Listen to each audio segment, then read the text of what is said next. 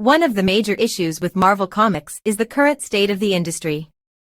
The COVID-19 pandemic has had a major impact on the comics industry, with many comic book stores shutting down or facing financial difficulties.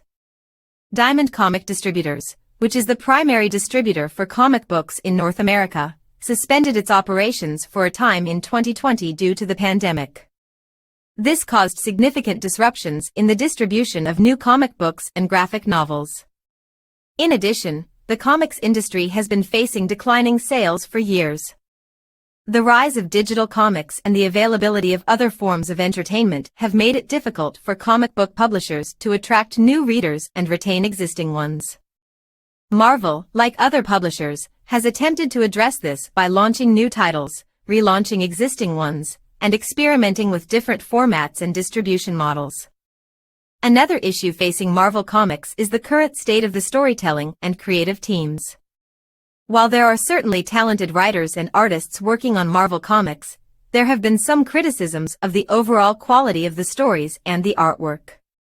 Some fans have complained about the frequent relaunches and renumbering of titles, which can be confusing and make it difficult to follow the continuity of the stories. There have also been some criticisms of the direction of certain titles, particularly those that have attempted to introduce new characters or replace existing ones with younger or more diverse versions. There is also the issue of political messaging in some Marvel comics.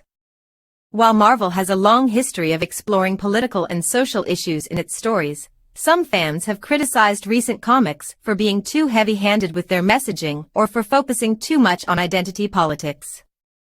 This has led to accusations that Marvel is more concerned with pushing a particular agenda than with telling good stories or entertaining readers. Overall, the state of the comics industry and the creative decisions being made by Marvel are likely contributing to the perception that Marvel comics are not as good as their movies and TV shows. While there are certainly still some great comics being produced by Marvel, the current state of the industry and the creative teams means that there are also some issues that need to be addressed if Marvel wants to maintain its position as a leading publisher of comic books.